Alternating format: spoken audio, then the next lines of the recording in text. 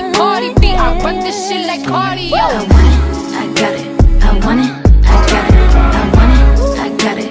I want it, I got it. You like my hair? She thinks, just order. I see it, I like it. I want it, I got it. Your receipts be looking like phone numbers. If it ain't money, then wrong number. Black card is my Hello everyone, welcome back to my channel. I am back with another collection and declutter video. This time I'm going to be doing face products such as bronzers, highlighters, blushes, and products that I use to contour. I'm going to start off with the category of products that I have the least of, so that would be my bronzers and contour products. First, I have this bronzer by Too Faced, and it is the Dark Chocolate Soleil bronzer in Deep Tan. This works really well for me in the summer and winter time, and it is a matte finish. The next bronzer that I have is also from Too Faced, and this one is the Chocolate Gold Soleil bronzer. It has some shimmer in it, so in addition to bronzing, it also makes you look really glowy, so I love this in the summertime. The last bronzing product I have is also from Too Faced, and it is a deluxe size of the Chocolate Soleil bronzer in Medium Deep. This one is a lot lighter than the other two, so it's a good bronzer for the winter time. They all serve the same purpose, but in different seasons, so I feel like I can get good use out of all three of them. Moving on to products that I contour with, I only have two of them. First is the Sephora Make No Mistake Foundation and Concealer Stick in the shade 16 Ebony. This is how the product looks. It is a very deep brown color, so it's really good for the summertime for me. And the second one is the LA Girl Pro Concealer in the shade Espresso. This one is really good for the winter time for me. I'll definitely be keeping both products since I only own two of them and I use them in different seasons. On to the next drawer. This is where I keep all of my single highlighters, blushes, and face palettes. I'm going to start off with my face palette since I have the least amount of them. First, I have this blush palette called the Saharan Blush Volume 2, and it's from Juvia's Place. I love Juvia's Place's packaging. It's always so cute. I'm realizing that I don't really reach for blush or face palettes as often as I do single ones because they're just easier to put in my makeup bag or to travel with, but I really do like the blushes in this palette. They're all very, very pigmented, so a light hand is all you need with these blushes, and these are dupes for some of the high-end blushes that I will show you in a second. This is a little random, but since it's in this drawer, I'm just going to go ahead and show you guys. It's a lip palette from Ulta Beauty. These are all of the lip shades, and they're all so pretty. I don't know, I need to start using this more. I don't know why I don't reach for like palette products, except for eyeshadows as often, but I'm going to try to get more use out of this because they are really pretty colors that I would wear. Next, I have this cheek palette from Ulta Beauty. In the palette comes a highlighter, a bronzer, and a blush. The bronzer is a bit too light for me, so I think I would just use that as an eyeshadow base, but the blush and highlighter are really pretty. I think the highlighter would look really good dusted in the inner corner of an eyeshadow look.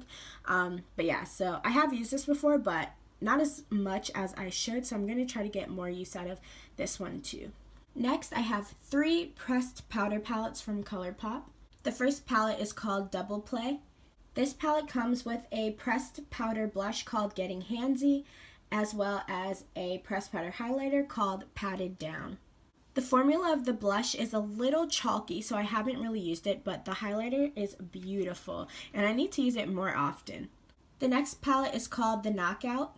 This palette comes with a pressed powder blush called Excuse My French and a pressed powder highlighter called Like to Watch. Again, I wasn't impressed by the pressed powder blush formulas in these palettes, but the highlighters are all really pretty colors and they look good on brown skin. The last pressed powder palette that I have from ColourPop is called Topaz, and it's from the Alexis Ren and ColourPop collaboration. This palette actually came with a pressed powder bronzer and a pressed powder highlight. The pressed powder bronzer is way too light for me, so I don't use it, but the highlighter is beautiful. Oh my gosh. And again, it's so sad that I don't reach for like palette product as much because this highlighter, like, I should be wearing it every day. Maybe I need to put it in my makeup bag so that I actually do use it because I really love this highlighter. Moving on to my highlighter products. First, I have this Juvia's Place highlighter, and it's called Nefertiti. My brother and mom got this for me for Christmas this year. It's so pretty. I haven't used it yet, but I've seen the swatches on Brown Skin online. Can't wait to use it, but I have so many highlighters that are open that I'm not going to open this one yet. You can kind of get a feel of the color and shade from the packaging. Next, I have two Bobbi Brown highlighters, one in Moon Glow and one in Bronze Glow. This is what Moon Glow looks like, and this is what Bronze Glow looks like. Here are the two products next to each other just for comparison. So this is Moon Glow and this one is Bronze Glow. Next, I have two of the Fenty Beauty Kilowatt highlighters. The first one is in Trophy Wife. I'm sure everyone has seen this by now, but this is what it looks like.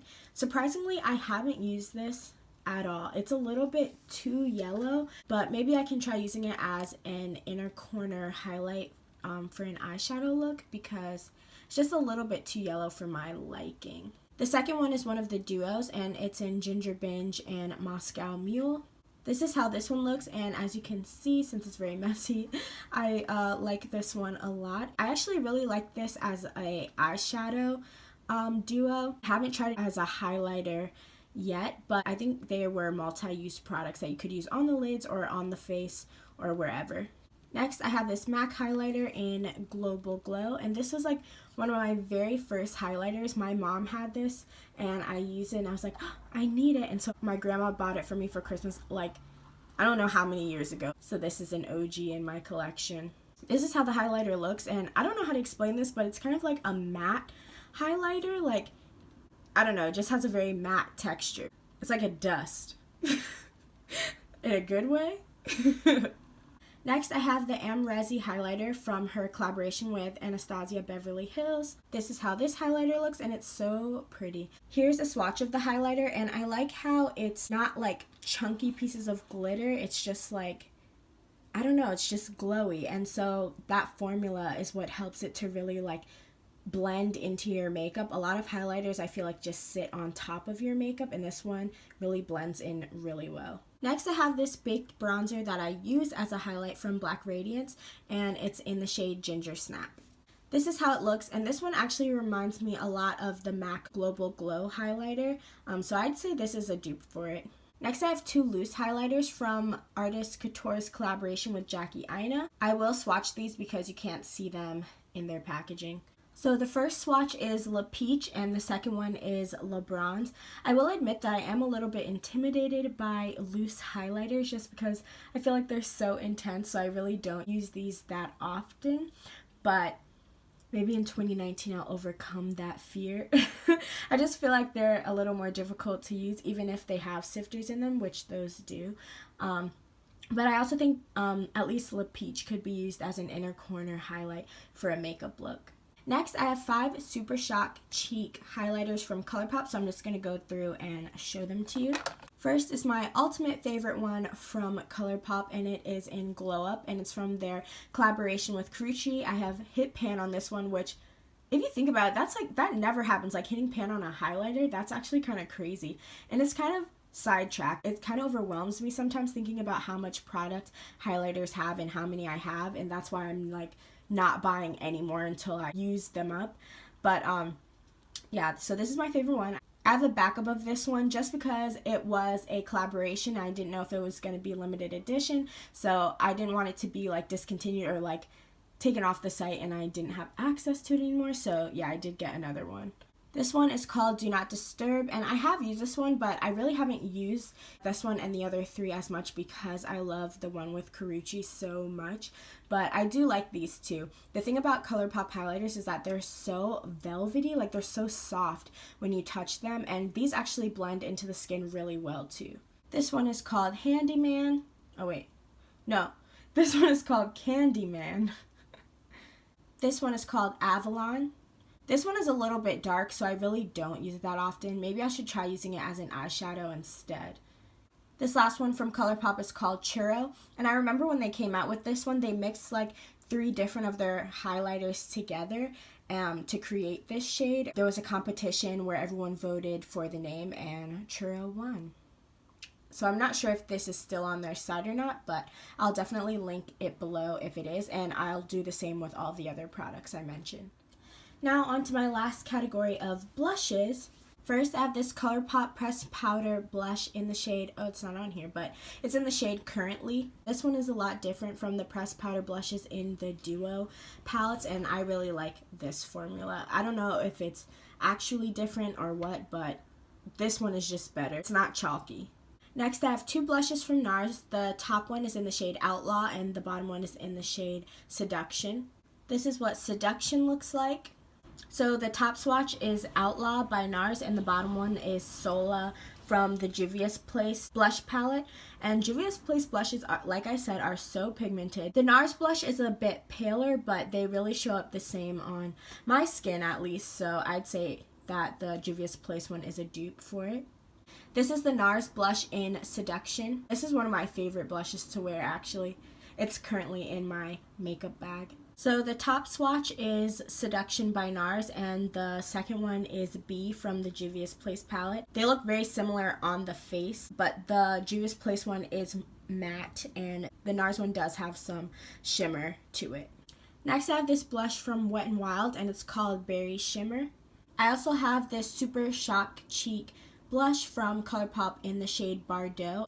Even though ColourPop is already inexpensive, I feel like the Wet n Wild one is a dupe for this, so I'm going to swatch them and see. So the top one is the Wet n Wild blush, and the bottom one is the ColourPop blush, and they're definitely not dupes for each other. They just looked like it in the packaging, but they're both really, really pretty. Next, I have this Covergirl blush called Rockin' Rose, and the formula for this is really chalky, and the packaging makes it hard to like even get the product on a brush, and I really don't reach for this one, so I am going to get rid of this one. I have two more Super Shock Cheek products from ColourPop. The purple one is called Sticky Sweet, and the pale pink one is called Drop of a Hat. I really love Drop of a Hat. It's also one of my favorite blushes because it gives you just a nice, literally like a blushed or like flushed look, even on my brown skin. So I really like that product. And then Sticky Sweet, I'm not sure if it's supposed to be a highlighter or a blush, but either way, I haven't really used it just because I haven't found a way to incorporate it into my makeup routine. I was stepping out of my comfort zone buying this purple highlighter, and I haven't used it yet, but I think maybe for more of just like a fun, creative, or Halloween look, I'll try to use it for something. It also probably could be used as an eyeshadow, so maybe I'll try it as that too. Next, I have this Too Faced Peach My Cheeks blush in Peach Berry, and I love the packaging. It's so cute. This is what the product looks like. It really does have a peach scent to it too, and it's not overwhelming. Like when I put it on my face, I don't smell the scent of peaches, but just in the container I do. And I really like the texture of this blush. It's really like bouncy, which I don't think has anything to do with the way it applies, but it does apply nicely. Next, I have these two Fenty Beauty matchsticks. The top one is in Ridic, and the bottom one is in Blonde. I haven't found a way to incorporate blonde into my makeup routine, just because, again, it is really yellow. So I wouldn't really use it as a highlighter or a blush. Maybe I could just use it as an eyeshadow, but Ridic is so beautiful as a blush. I'm going to swatch that one. Okay, I know it looks really, really orange as a swatch, but trust me, this is beautiful on the cheeks. I think I might place this blush back into my makeup bag for the month of February. So this was definitely more of a collection video than a declutter because I'm keeping most of my products. The only product I will be decluttering is the CoverGirl blush. That is everything for this video. Thank you so much for tuning in. Don't forget to like this video if you like seeing these kind of videos, and to subscribe to my channel for more of my content, and I will see you in my next one.